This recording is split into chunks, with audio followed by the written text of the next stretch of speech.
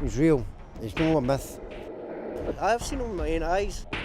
It's an urban legend, you know, he's kind of Mr. Fantasy, isn't it? There's no doubt in my head that he's not real. Never ever seen him though. I heard a lot of stories of all policemen and stuff like that. He lives amongst the bushes and that. Don't go near him. Don't go near him.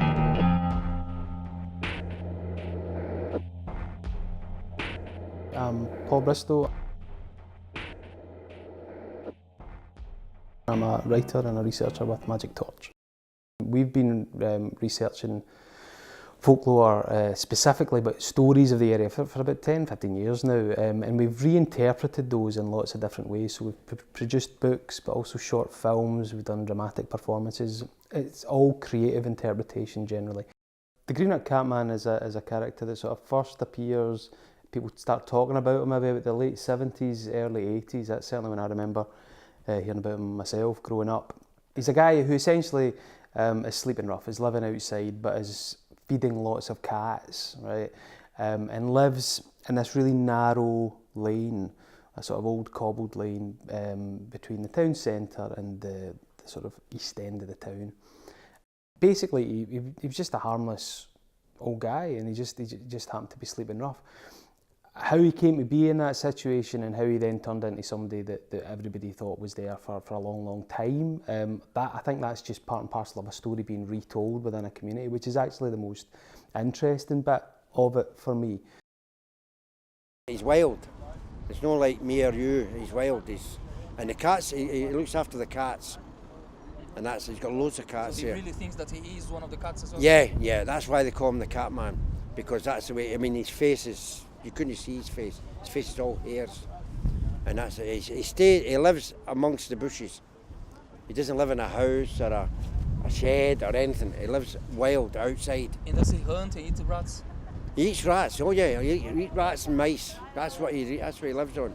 And maybe if somebody leaves something lying around, he'll pick it up. And he feeds the cats, you see. But it's a legend for Greenock. It's well known as the Catman.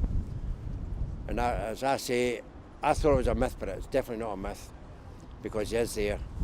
And I just wouldn't even touch him. And when I saw him, I made sure I was a good distance away from him. This is gospel, right? I mean, I remember saying to him one day, what you got to eat? No. And if it pulled out a rat that was absolutely rigid, do you know what I mean? And he's standing like that, as if this is what I've got to eat, you know? And you go and eat that, and he's doing yes. No, yes, but... So can he talk? No, it's like as if his tongue or something wrong with his tongue, do you know what I mean? It doesn't talk, no. But it used to come out, and this is when he was in the tunnels. There was steel tunnels, no? And he used to stay in there, and you would shout on him, and he would crawl away out and crawl away in. But there's no, I don't know if there's like a wee hut here or something like that, but it must be in and about there somewhere because, I mean, it's still there, do you know what I mean? It's not hard to not see him, do you know what I mean? He was meant to have jumped off a Russian boat, and they broke his jaw on the boat, the story goes. So he's jumped off and he swam and he's been up to Wilson's bus terminal. And he stays behind there and they feed him, the kids feed him and stuff. I used to stay in a high flat and I used to watch him from the top of a high flat. So I used to go down and leave him cigarettes and stuff. So you have seen him? Aye, I have seen him with my own eyes.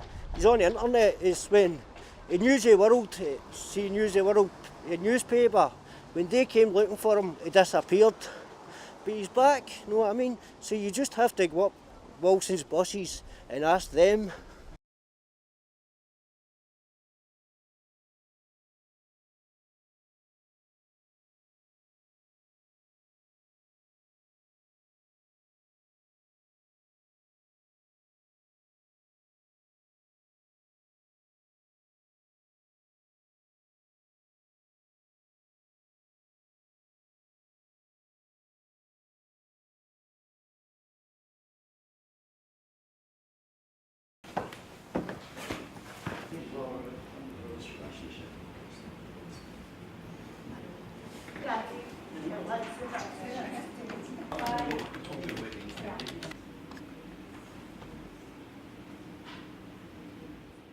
Catman, hey my pal, you my mate and you son?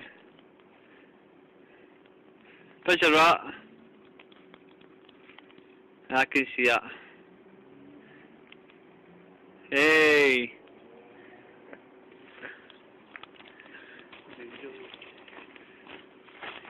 Catman, I'm not getting any food for you. I've no food. How do we get food for you? I'm not sure about the video. I think there's something not quite right about it. But I've seen other photos as well that sort of posed. I saw some very recent photos where it was, you know, a couple of people standing next to him, arms around him, kind of thing. I'm not sure about those either. But what I do think is if it was the case, right, you know, what happened off the back of that was that our local social services went to investigate a situation. You know, that isn't real. That's not part of the story. That's something that they had to go and find out. And what I like to think is that if they did find somebody there, they just gave him his dignity, you know, quietly found him somewhere to stay indoors and didn't, you know, make a big song and dance about it. What they said was they couldn't find anybody that fitted the description or fitted the photos or anything.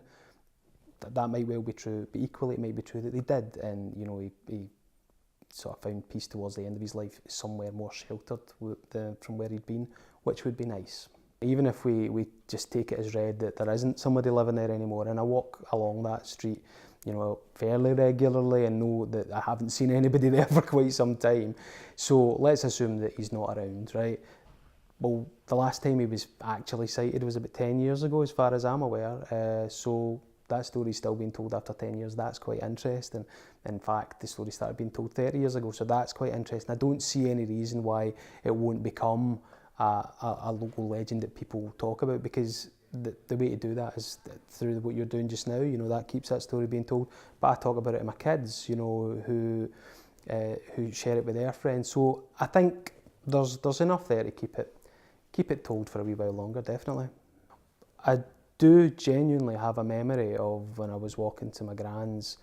She stayed in the flats in the East End with my brother and my mum, and we were walking along the cobbles of Scots Lane, and I remember seeing him sitting in one of the big concrete pipes. There weren't any cats there that day, but there were still tins of cat food all strewn around about him, and he was just sitting, right? Now, when I asked my mum about that, she can't remember it. My brother remembers it. I can't 100% rely on that as a memory, but I think I saw him, and I've spoke to other people that saw him, so I know that I'm pretty confident there was a guy living in that lane when I was growing up. So that Catman, yeah, I'm sure he was real. Whether that's the same guy from more recently, that I'm not sure about. I don't know that it actually matters.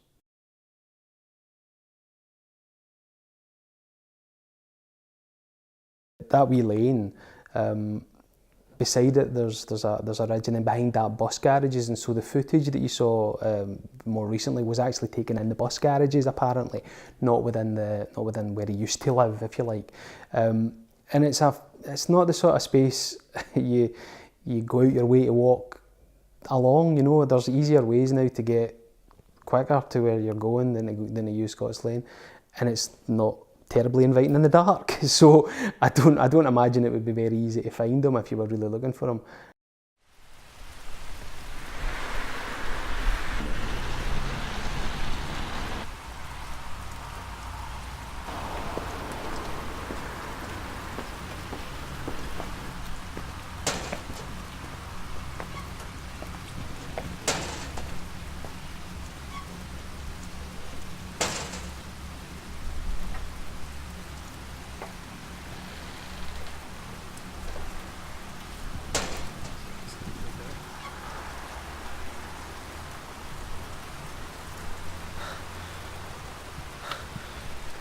Catman.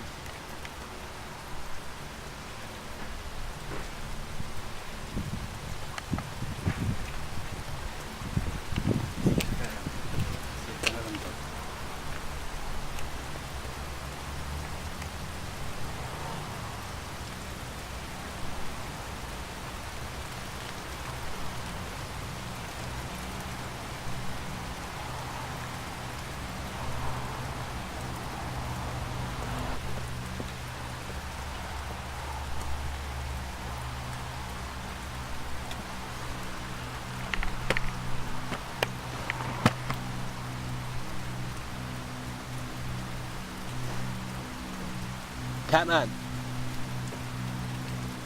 Catman. All right, Catman.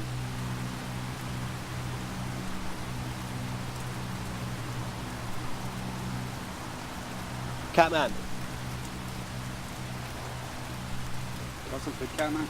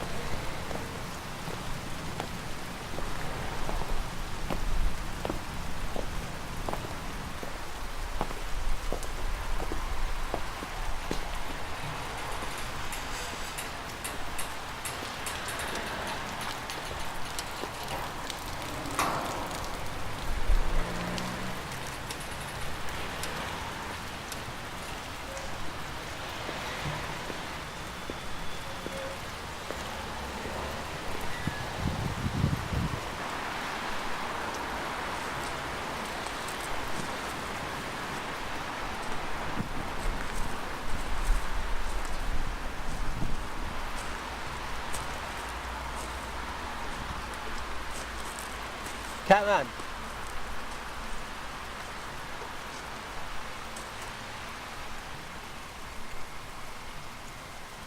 All right, Catman.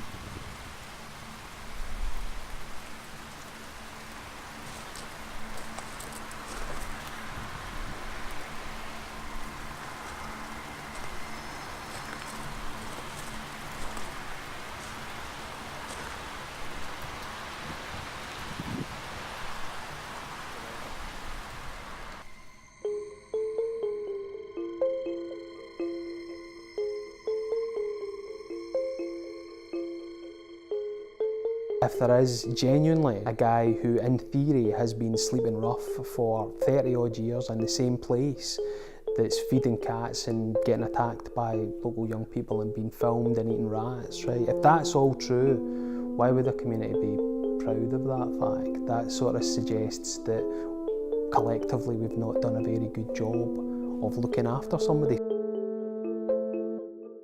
I tend to think, he wasn't a guy that was out there eating rats, he was just a guy that was sleeping rough. Catman, how did you end up with ice? I understand this.